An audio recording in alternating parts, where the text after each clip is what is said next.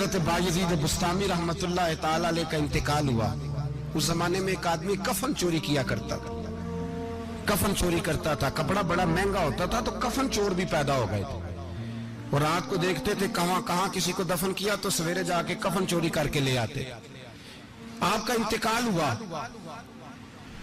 तो एक कफन चोर आदमी वो कहता है मैं जनाजे में गया लेकिन मैंने कहा ये अल्लाह के वली हैं, इनकी तरफ मुझे नहीं देखना चाहिए। अगले दिन मैं दोबारा गया, एक कफन चोरी करने तो मेरी हिम्मत ना हुई। तीसरे दिन फिर गया तो हिम्मत ना हुई।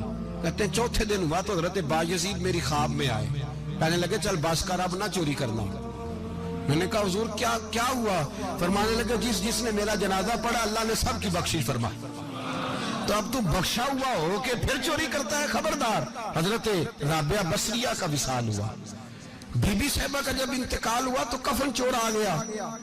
तो कहते जब मैंने कब्र में हाथ डाला ना, कफन को एक समझ ले फट्टा उतार के कफन को हाथ डाला तो बीबी साहिबा बोल पड़ी, कहने लगी छोड़ दे, खबरदार। कहते मैं कांप गया, सख्ता तारी हो गया। मुर्दा बोल पड़ा है। जो मुर्दा होते हैं उन्हें वलियों की जिंदगी समझ में नहीं आती। मुर्दा बोल पड़ा तो हजरत राबिया बसरिया फरमाने लगी छोड़ दे, एक बख्शा हुआ एक बख्शी हुई का कफन चोरी करेगा, बस कर छोड़ दे। तो कहते मैं काम के पीछे गिरा तो मैंने कहा अम्मा तू तो बख्शी हुई है, तेरा तकवा परहेजगारी खौफे खुदा जमाना जानता है, पर मैं कैसे बख्शा हूं? मैं तो पापी हूं, मैंने तो सारी जिंदगी गुनाह कबीरा किया, मुर्दों के कफन चोरी की, मैं कैसे बख्शा गया? तो अम्मा कहने लगी बोले कल जिसने भी मेरा जनाजा पढ़ा है रब करीम ने सबकी बख्शी फरमा दी। बख्शे गए सारे जनाजे में आने वाले। अल्लाह अपने बंदों को ये शान अता फरमाता है।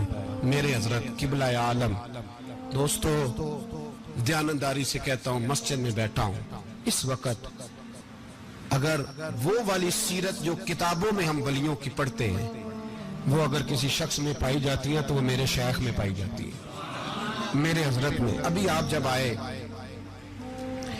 लोग कहते हैं आपकी आखिरी मुलाकात कब हुई, तो मैं कहता हूं आखिरी हुई नहीं, कभी ना कभी होगी। ये कैसे हो सकता है? माली दा कम पानी देना, फल पक्के होन या कच्चे, पीर मुरीदां दे सिर ते रहिंदा है, वो झूठे होन या सच्चे। हमारी तो मुलाकात आखिरी की, हम तो जन्नत में भी इकट्ठे रहेंगे, उनके कदमों में रहेंगे।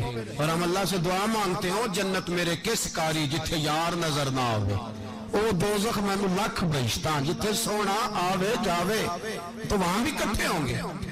मैं अभी आखिरी दफा जब गया तो ये अजीज़म अबरार भी मेरे साथ थे, इजाजत ही 2 लोगों को मिली वहां तक जाने की, आप कराची तशरीफ फरमाते तो मेरे साथ थे। 2 घंटे हम बैठे रहे, बेखबर हो जो गुलामों से वाक़ा क्या।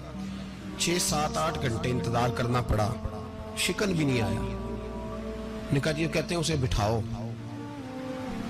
बिठाओ। तो बंदा किसी जगह का अपने आप को कुत्ता भी कहे तो कुत्ते तो बेचारे सारी दिहाड़ी बाहर भी नौकरी कर जाते हैं, ये भी नहीं कहते मैंने अंदर आना है, वो तो कभी कहते ही नहीं। उन्होंने कभी कहा है बंदा सग भी के लाए और फिर वो ड्यूटी भी और तरह की करे, नवाबों जैसी ड्यूटी करना और बात दरवेशी और गुलामी की करना, ये कैसे? 2 बातें तो नहीं होती, बात तो एक होती है। ਜਿਹੜੀਆਂ ਖਸਮਾਂ ਦੀ ਵਿੱਚ ਰਜ਼ਾ ਵਸਣ ਭਾਗ ਜਾਗ ਜਾਂਦੇ हो ना गोलियां ने। कई घंटे इंतजार किया तो कई लोग आए, हजरत कब आएंगे, चले गए। कई आए तो वहां एक मौलाना बूढ़े बैठे थे, मौलाना इसराइल उनका नाम था। तो मुझे कहने लगे मौलाना आपने नहीं जाना? मैंने कहा जी हमने कहाँ जाना है, हम तो यहाँ रहने के लिए आए हैं। जब उनकी 1-2 शख्स ने थोड़ी सी मेरे ऊपर तनकीद की नजर भी डाली, ये कब से आया है, तो कुछ होता तो मुलाकात ना होती, और हम हैं भी नहीं, हम कुछ भी नहीं। हमारा तो 4थे दर्जे के नौकरों में नाम आ जाए तो बड़ी बात है। 4थे दर्जे के नौकर, नौकरों को भी किस में होती है ना, एक सेक्रेटरी होता है, एक चौकीदार होता है, उनके पास भी चाबियां वाबियां होती हैं, एक बार वाला होता है, एक 4थे 5वें दर्जे का नौकर होता है जिसको कभी कभी बताया जाता है चल गाड़ी धो दे, चल तू आ जा। हम तो 4थे दर्जे के नौकर बनने को भी भाई बड़े तैयार है और ईमानदारी से तैयार है, वो रख ले बस मेहरबानी। तो हजरत बैठे रहे, देर हो गई, थक जाता हूं, थक गया। बात आगे निकल गई। अब बैठे थे तो तन्हाई थी, मजमा हुआ ना, जब मजमा पार महफिल पे हजरत हमें नहीं मिले, बाहर सीधे मजलिस पे कई सालों के बाद मुलाकात हुई। चिर होया मैनू तरले लेंदे, कदी मोड़ मेरे वल वागा, ख्वाब मेरी एक बार जे आवे, मैं सारी उम्र ना जागा। देर हो गई, मैं बड़ा तरसा हुआ बैठा था, कई घंटे बीत गए, बैठे रहे। मर्जी है ना जी, यही रस बोले थे, ओदी मेहरबानी। तो देर के बाद जब वहां पहुंचे ना, स्टेज पे सामने हजरत के पास, हजरत स्टेज पे आ गए, तो मेरी तबीयत है कि मैं जब अपने शेख के पास बैठता था तो सबसे पीछे बैठने की कोशिश करता था, इसलिए कि बढ़ बढ़ के आगे होना कमाल नहीं, को पकड़ के आगे करे तो फिर भी थोड़ी सी नौकरी कबूल होने की बात समझो। पीछे बैठ गए हम लोग, मैं भी और अबरार भी, हम पीछे बैठ गए। अब वहां उलमा और मशाइख का ढेर लगा हुआ था। हजरत की नजर बज़ाहिर खासी कमजोर है, लेकिन जब बैठे तो ये मेरे साथ मौजूद थे, आप गवाही ले सकते हैं। हजरत ने फौरन नकीबे महफिल से कहा कि वो पीछे बैठा, उसे तो आगे बुलाओ। तो मैं जब उठा ना, तो आप यकीन करें मेरा दिल करता था फाड़ डालूं कपड़े, और मैं यहाँ लोगों को बताऊं कि बेखबर हो जो गुलामों से, वाक़ा क्या है। हम लोग आगे गए, और जब मैं स्टेज पे उनके कदमों में बैठा तो मुझे कहने लगे बच्चे को भी बुलाओ जिसको साथ लाए हो। और जब मैं बैठा तो ईमानदारी की बात, मैंने सलाम ली कान में, मैंने कहा हुजूर तबीयत कैसी है? फरमाने लगे तू जब से आया है मुझे तब से पता है तू बैठा है, तू जब से आया है मुझे तब से पता है, अब कल वापस चले जाना और जाके वहां दीन की नौकरी करना, तू जब से आया है मुझे तब से। मुझे फरमाने लगे कि तू जब से आया है ना मुझे तब से पता है, जाओ नौकरी करो। और एक जुमला कभी नहीं भूलता, फरमाने लगे मैं तो तुम्हारे साथ ही होता हूँ। बस बात खत्म हो गई, मामला हल हो गए। बातें बड़ी हैं, जो करूं तो क्या करूं, कहो तो राज़े हयात कह दूं, हकीकत कायनात कह दूं, वो बात कह दूं जो पत्थरों के दिलों को भी पाश पाश कर दे। मुझे एक शख्स कहने लगा हर स्टेज पे छाए हुए नजर आते हो। मैंने कहा क्या करूं, सबसे पीछे बैठा होता हूं, सबसे पीछे, लेकिन वक़्त का गौस उठा के जिसको स्टेज पे बिठाए उसे पीछे कौन बिठा सकता है। हम वो जड़ियां गुड्डियां अब तो ही उड्डियां, हमने उनकी जिंदगी में रानाई देखी है, गरीब परवरी देखी है। मैं इतना बड़ा नजराना नहीं कभी उनको दे सका।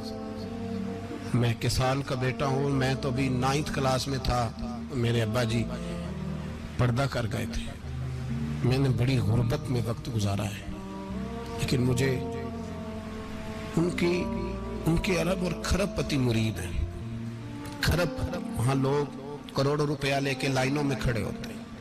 मैं गरीब बाप का बेटा और मुस्तार जिंदगी, लेकिन मैंने उन्हें इज्जत देते देखा है। मैंने देखा है वो करीब बुलाने वाले, वो प्यार करने वाले। मैंने उनकी गरीब, लोग कहते हैं मेरा पीर गरीब नवाज है, और कसम अल्लाह की मेरा पीर गरीब नवाज है। मैंने गरीब नवाजी देखी है, मैंने वो रंग देखा है, मैंने वो जलवा देखा है। उनके नरगसी होंठ जब कभी कभी मेरे पेशानी का बोसा लेते तो मुझे यूं लगता कि अल्लाह ने जितनी खुशबू दुनिया में रखी थी मेरे शेख ने सारी मेरे वजूद के अंदर उड़ेल दी। बरेली से जब मेरी वापसी थी और मैं पलट रहा था तो मैं मुलाकात करने गया। मेरी तबीयत में ये रानाई थी कि खुदा खैर करे, अब मैं पलट रहा हूँ। मैं मुलाकात करके जब वापस बाहर आ गया, मेरे साथ एक शख्स था, तो मुझे फिर बुलाया। और जब मैं दोबारा अंदर गया तो मुझे अपनी जेब से कुछ रुपए निकाल के दिए। फरमाने लगे ये खर्च है आने जाने का, और कभी महसूस न करना।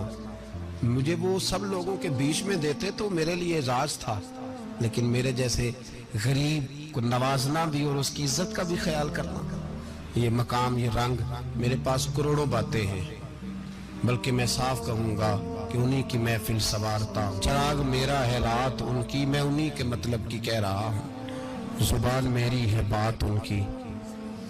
लोग अपने अब्बे की गद्दी पे बैठ के बड़े लोग होते हैं, لیکن میں نے بتایا کہ میرے ابا جی کسان تھے, کسی بڑی گدی سے تعلق نہیں, میں کسی جماعت میں کبھی نہیں گیا, کوئی سہارا نہیں لیا. مسجد بھی وہ ہے جہاں جب میں آیا تھا تو 3 لوگ نماز کے لیے ہوتے تھے, تو کبھی تیسرا ڈھونڈنا پڑتا تھا.